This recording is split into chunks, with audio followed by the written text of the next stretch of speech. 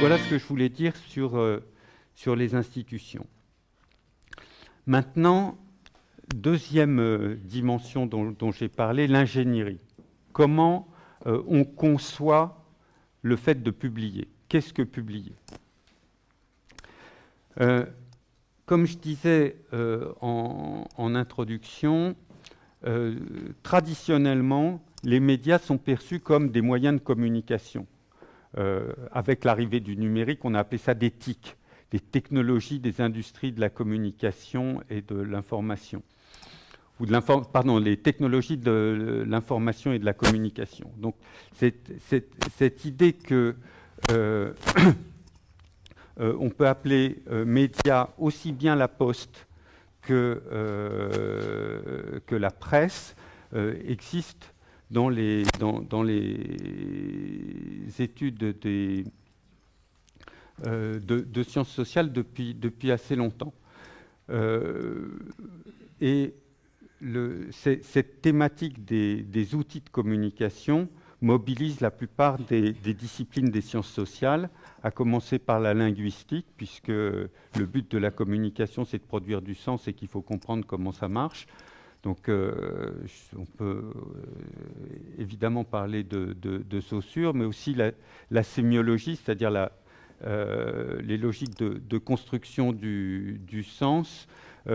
Quand on lit mythologie entre le mythologie de Barthes, qui est généralement une tête des listes bibliographiques des études sur les médias, on se rend compte que l'essentiel des articles du recueil porte sur des activités ayant trait aux médias ou des formes de médiatisation particulières. Donc la manière dont les mythes se fabriquent et circulent dans la société est finalement, avec le recul, le thème central du texte de Barthes là-dessus.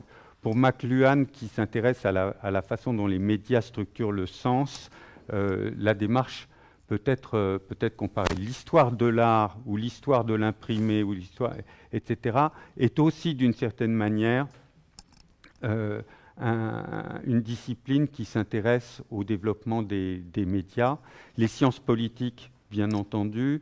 La sociologie, j'en parle pas, mais j'y pense parfois. Et l'économie s'intéresse aussi aux médias.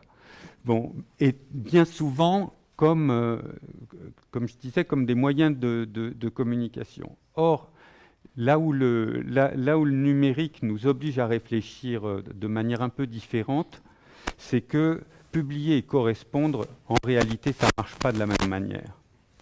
Parce que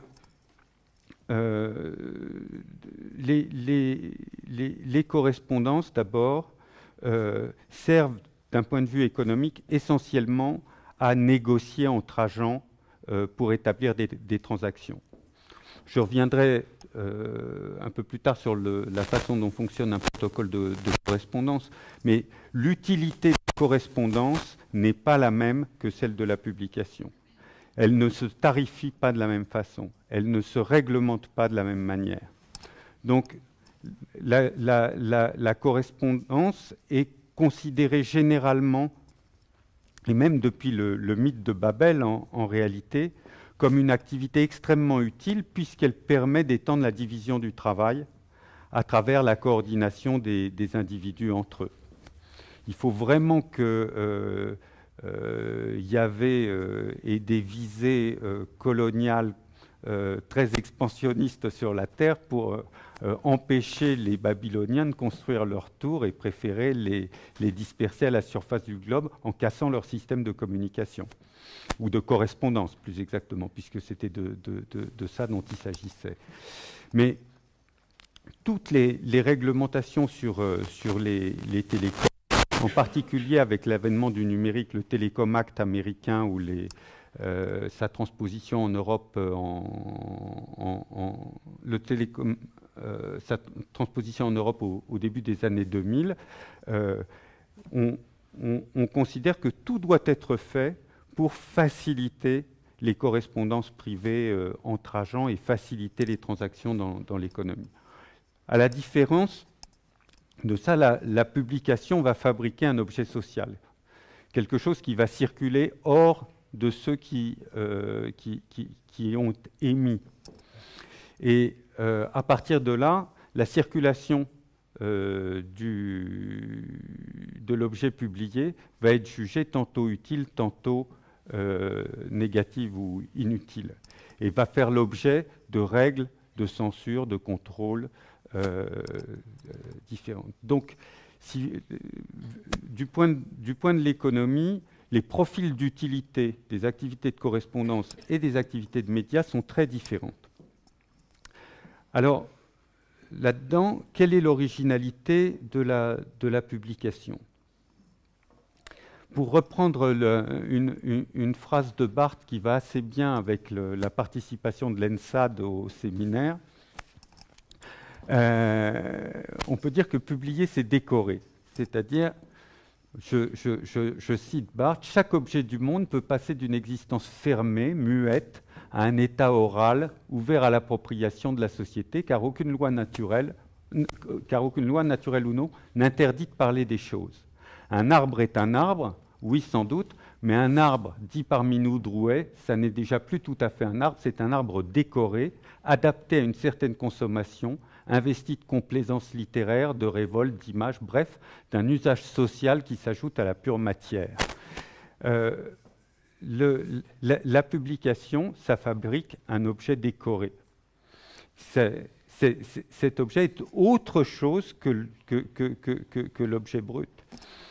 Et je pense que cette idée de fabrication d'un décor, on y reviendra tout à l'heure, est extrêmement importante quand on réfléchit aux tâches de la médiatisation.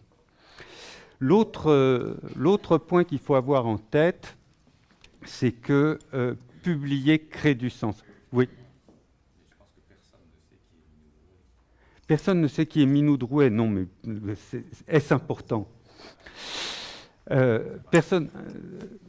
Donc, Minou Drouet a été découverte par un éditeur qui s'appelait Julia, et c'était une enfant prétendument surdouée d'une dizaine d'années qui écrivait dans sa chambre des recueils de poésie, puis des récits dont on a laissé entendre plus tard que c'était sa mère qui les écrivait pour elle.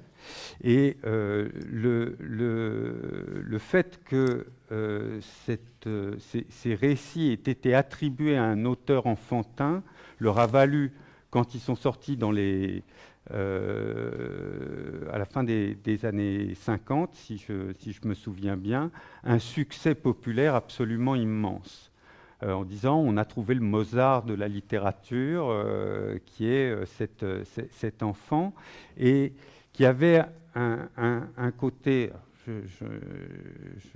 j'en ajoute peut-être par rapport à la question de François, mais qui avait un côté parfaitement transgressif du fait que dans une société impersonnelle moderne, les enfants sont généralement anonymes. Et ça a été une des premières enfants célèbres en France, ce qui avait un côté obscène et transgressif, puisque ça devenait quelque part un phénomène médiatique, ou enfin un monstre, au sens de la monstration, quelqu'un qu'on sort de l'anonymat de l'enfance pour le montrer comme un phénomène de foire. Et donc la publication de son livre a donné lieu à un vaste débat sur le fait de savoir s'il fallait publier des textes d'enfants ou pas, et quel statut on donnait à leur auteur dans cette configuration. Voilà pourquoi L'Arbre de Minou Drouet, donc le best-seller de l'époque s'appelait Arbre mon ami, et quand Roland Barthes s'intéresse à la question, il insiste sur le fait qu'un arbre écrit par Minou Drouet, effectivement, ça n'est pas l'arbre de tout le monde. Merci. Bon, j'en viens maintenant à une autre affaire qui est la manière dont on crée l'effet de sens. Si publier c'est décorer, ça veut dire qu'on va ajouter quelque part du sens par le fait de rendre le message ou le récit ou l'objet ou la chose publique. Comment ça procède? D'où vient que ça ajoute du sens? Pour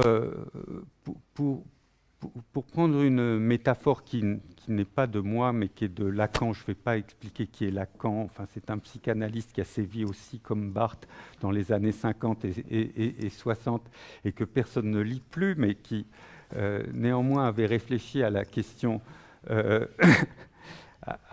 la question du langage et à la manière de fabriquer du sens. L'idée est la suivante. Vous prenez un fleuve qui circule dans la nature, qui est un objet auquel est assigné un statut de chose naturelle qui passe depuis toute éternité, etc. Et vous mettez un barrage dessus. Personne ne sait forcément comment fonctionne le barrage. Mais ce qui est sûr, c'est que les gens qui regardent le fleuve avec le barrage comprennent tout d'un coup que le barrage il a une autre utilité sociale que celle du fleuve quand il coulait sans le barrage. Et le fait de rajouter le barrage sur le fleuve, même si on n'est pas consommateur de l'électricité, même si on n'en a rien à faire de la façon dont l'électricité est produite, donne au fleuve une autre signification, une autre dimension symbolique. Quand on a construit le barrage d'Assouan en Égypte, on a dû déplacer les temples d'Abou Simbel. C'était une opération symbolique d'une énorme ampleur, parce que ça faisait partie du patrimoine de l'humanité. Donc on a détruit et reconstruit un bout du patrimoine de l'humanité pour installer un barrage et fabriquer une utilité sociale d'une autre nature. Publier, c'est ça. Ça n'a rien à voir. Et pourtant, je vous promets que ça a quelque chose à voir. C'est donner à un truc que personne ne regarde comme tel une utilité sociale qui va se voir. Et ça, c'est un choc. Ça a une dimension symbolique qui est extrêmement puissante et qui se voit dans la comparaison des protocoles de communication, justement. Quand vous correspondez, vous allez appeler quelqu'un que vous connaissez en général, ou si vous ne le connaissez pas, vous savez qui il est, vous savez pourquoi vous l'appelez, et vous allez lui dire, vous qui vous êtes, et ce que vous voulez faire avec lui. Donc vous allez l'avertir, soit vous allez vous identifier, soit il va accepter l'échange avec vous, soit il va pas décrocher, mais s'il accepte, ça veut dire quelque part qu'il anticipe qu'il va y avoir une utilité dans la discussion avec vous, et vous construisez l'échange, la chaîne d'information qui vous rapproche, en anticipant l'utilité de l'interlocuteur que vous connaissez. Et vous allez faire ça tant que vous considérez que ça apporte une utilité à chacun d'entre vous. Et quand l'utilité tombe, soit parce que vous vous êtes mis d'accord, soit parce que vous n'avez plus rien à vous dire, vous raccrochez. La correspondance, ça fonctionne comme ça. Aussi bien entre des individus qu'entre des machines à l'intérieur d'une usine dans un process automatisé. Donc, c'est un protocole dans lequel les communicants, les agents, se connaissent, s'identifient et échangent des propos qui anticipent leur utilité respective parce qu'ils se connaissent et qui tient tant que l'utilité tient. Et après, ça tombe.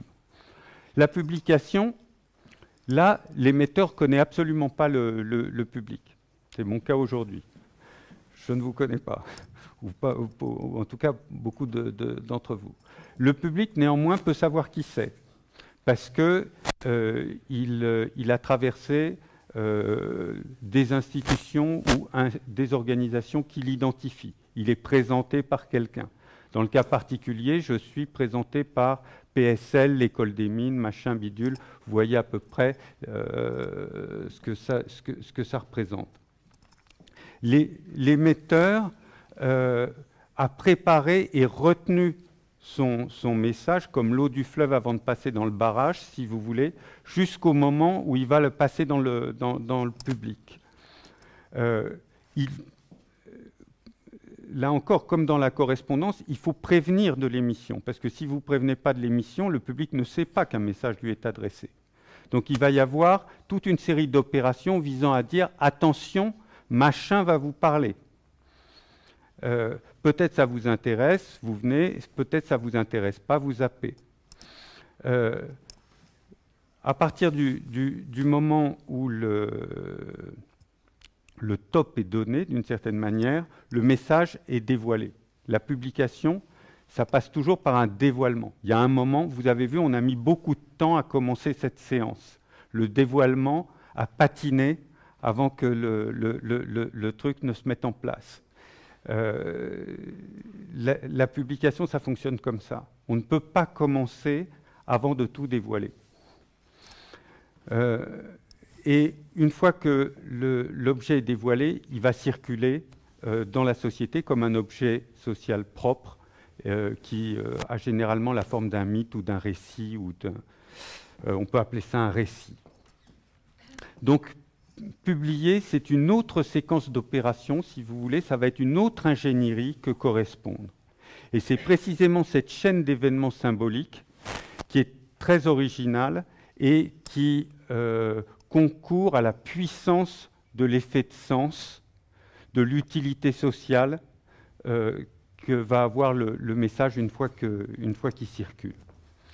Et cette affaire-là traverse, comme il y a un protocole de correspondance, ce qu'on peut appeler des protocoles éditoriaux, qui sont des processus dans lesquels, en amont, on va préparer le message. Si c'est le lancement d'un parfum, vous allez avoir une agence de com qui va travailler avec la firme de parfum pour fabriquer autour du nom du parfum l'ensemble de l'imaginaire qui va aller avec. Une fois que le message, c'est-à-dire le jus du parfum, plus la communication qui va avec est arrêtée, on va choisir qui va émettre les récits, qui va autoriser d'une certaine façon la mise en circulation, et ceci va donner un cadre signifiant, un cadre contextuel au message qui va sortir. Donc il y a une accumulation, et puis tout d'un coup, schlac, on lâche les vannes, et il y a les phénomènes de dévoilement, de parution, de sortie, qui donnent lieu à des rituels symboliques que vous avez tous pratiqués, qui peuvent être un vernissage, le dévoilement d'une plaque de rue. J'y reviendrai tout à l'heure. Ce qui est certain, c'est que le dévoilement, ça construit un avant et un après. L'avant, c'est tant que le produit reste privé, tant que la chose n'est pas montrée, ça correspond à un état du monde. Dans cet état du monde, l'iPhone 8 n'a pas encore vu le jour, par exemple. Et puis vous avez un moment où tout d'un coup, l'objet est dévoilé. Et là, c'est un autre état du monde. Dans ce monde-là, l'objet existe. Donc, le dévoilement a tout intérêt à être préparé, annoncé, attendu, pour faire en sorte que son effet d'apparition soit maximal. Mais ce qui est sûr, c'est qu'il affecte véritablement le rapport au temps. Et c'est pour ça que je tiens à ce que François commande sur ce point. Et évidemment, plus les dévoilements sont rapides, plus la concurrence oblige les industriels à sortir des produits nouveaux, à les dévoiler, à les annoncer, plus les institutions connaissent d'épisodes engageant leur fonctionnement et suscitent des alertes de l'opinion dessus, plus le rapport au temps se transforme et doit prendre en compte le temps court et d'autres temps peut-être. Enfin, dans un protocole éditorial, après vous avez une mise en accès qui est très importante parce que selon l'endroit où vous allez disposer la chose publiée, elle va s'imprégner de la signification des autres objets qui sont autour. C'est pas du tout la même chose de mettre un parfum dans un corner spécialisé chez Sephora ou de le mettre dans un linéaire chez Monoprix. Donc le magasin, d'une certaine façon, le lieu d'exposition est un média parce qu'il ajoute, il concourt à la signification de l'objet public. Et ensuite, la circulation de l'objet dans la société contribue aussi à sédimenter du sens dessus. Comme je disais à mes élèves cet après-midi, quand vous lancez une nouvelle voiture, si jamais 2 mois après, personne dans les villes ne roule avec cette voiture, vous pouvez considérer que vous avez raté son lancement et que personne n'aura envie d'en avoir une. En revanche, de la voir circuler très, très, très largement est capable de motiver des consommateurs éventuels. Donc, ça veut dire que la circulation ajoute de la signification sociale au produit. Donc, pour synthétiser ce point, les médias, c'est des outils de publication. Publier, c'est montrer. Les premiers médias, c'est des monuments. Ils concourent à l'effet de sens de l'apparition publique. C'est comme ça qu'il faut interpréter la proposition de McLuhan. Le message, c'est le média. En fait, le message, c'est le fleuve et le barrage. Chaque protocole éditorial va recouvrir une séquence propre avec des outils qui sont spécifiques du type de récit et de l'effet de sens qu'on veut obtenir par le dévoilement ou la publication.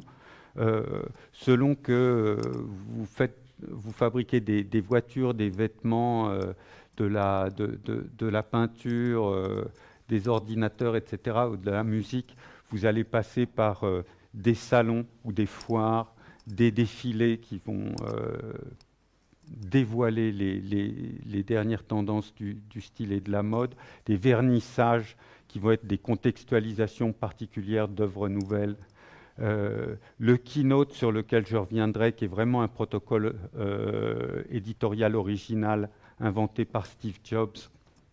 Je pense que c'est une de ses grandes inventions. J'y reviendrai.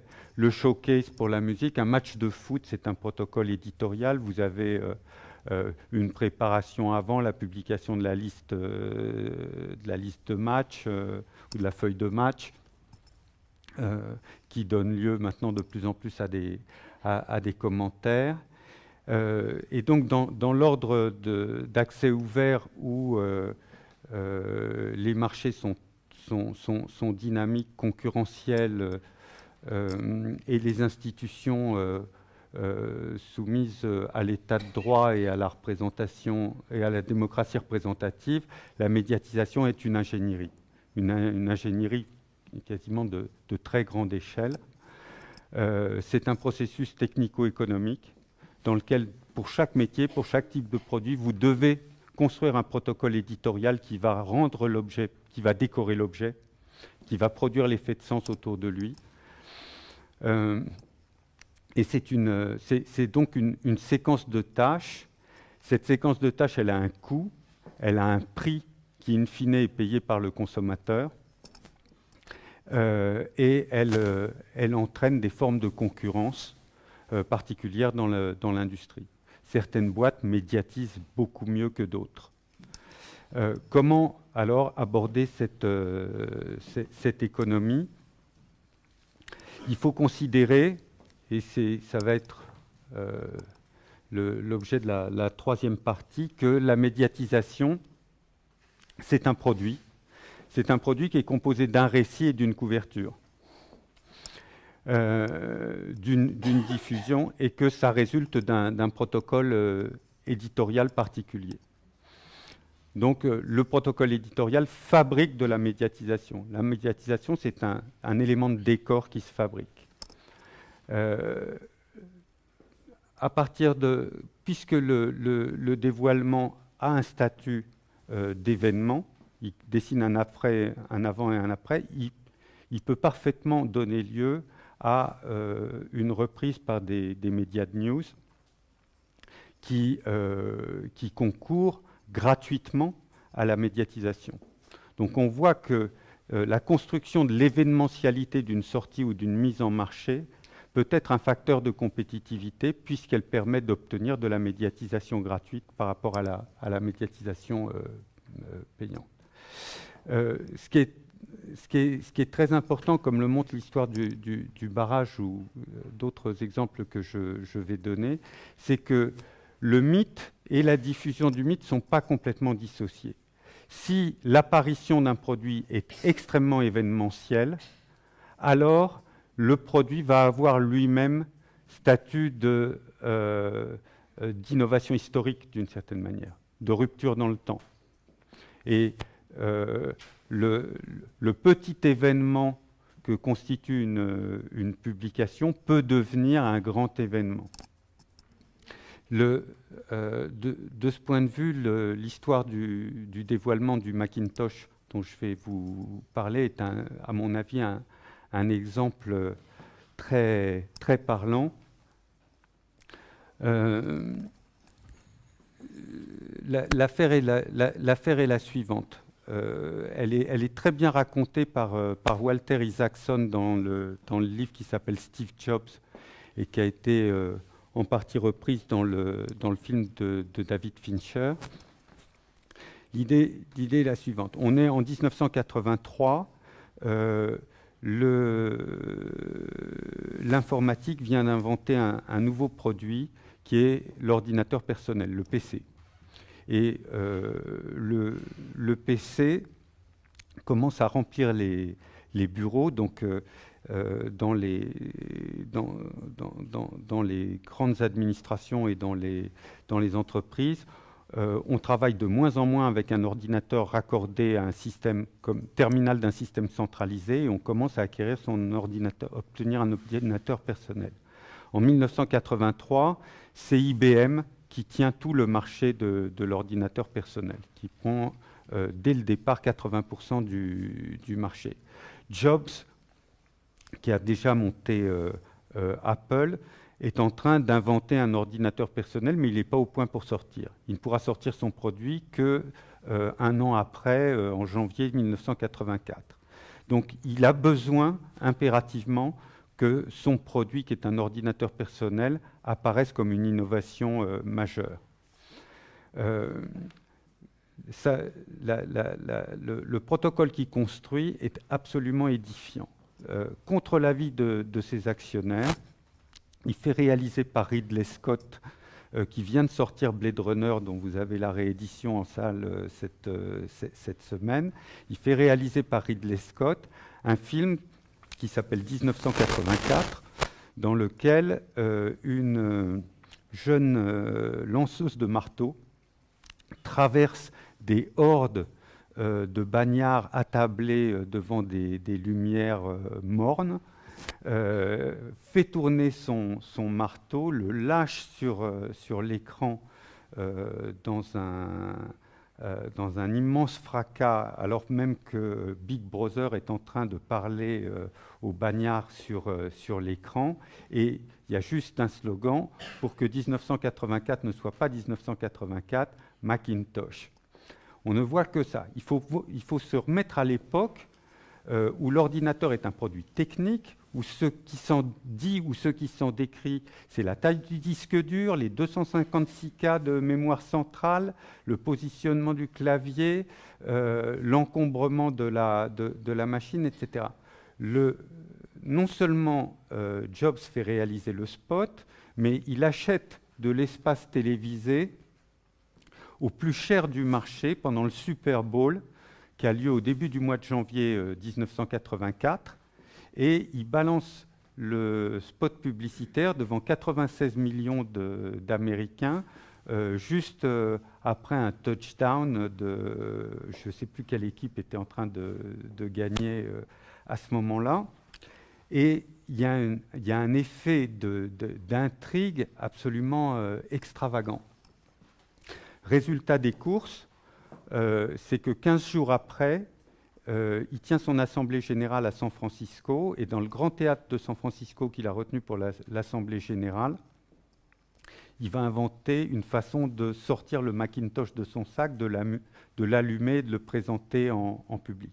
Ça va véritablement être la métaphore d'une naissance et d'une apparition. La presse du monde entier est dans la salle pour assister à l'événement, et il obtient une couverture médiatique gratuite absolument mondiale. Et il appelle évidemment cette séance un keynote, qui est l'équivalent de la naissance de Jésus, si vous voulez,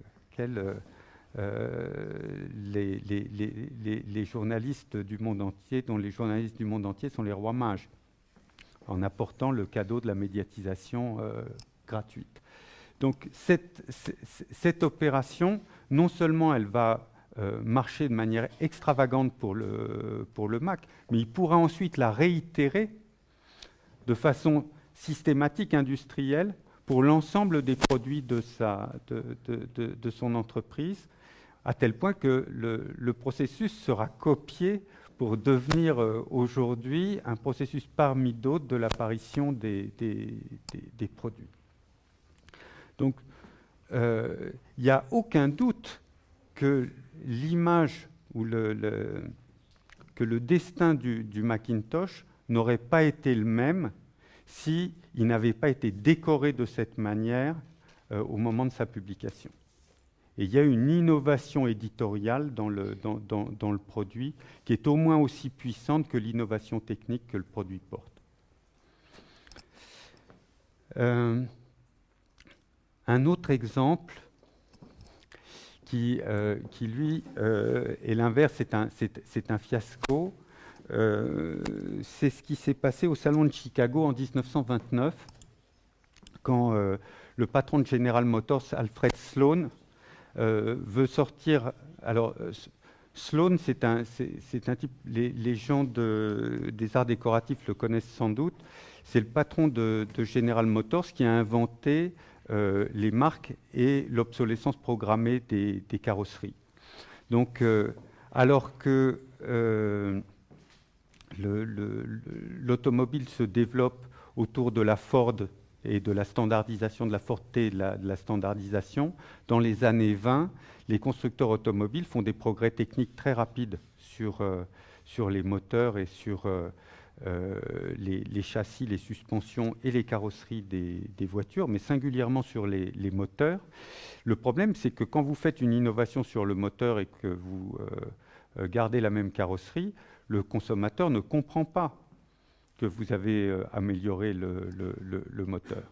Donc, Sloan, qui dirige General Motors, se dit il faut absolument, en partenariat avec Hollywood, que je crée un studio qui me permette de médiatiser les voitures ou de leur donner une image qui ne soit pas l'image du modèle précédent.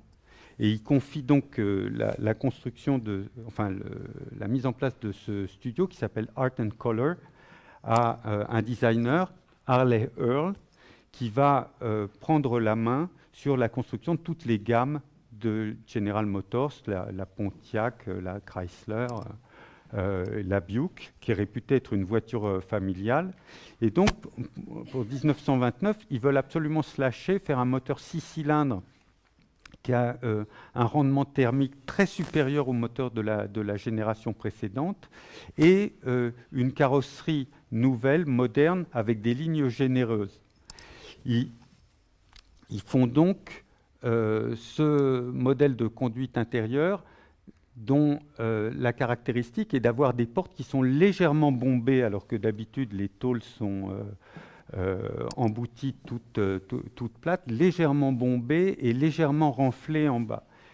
Réaction immédiate du public au salon de Chicago, qui est le premier salon où on présente les modèles automobiles dans les années 20. Qu'est-ce qui lui est arrivé? Elle est enceinte. Et très rapidement, la voiture se fait surnommer la pauvre Buick enceinte, the poor pregnant Buick. Et étant enceinte, elle est immédiatement disqualifiée par les consommateurs qui n'apprécient absolument pas la métaphore de la carrosserie. Et ça va être un flop commercial majeur. Donc c'est véritablement l'histoire d'un protocole éditorial dans lequel le décor pourrit l'objet d'une certaine façon.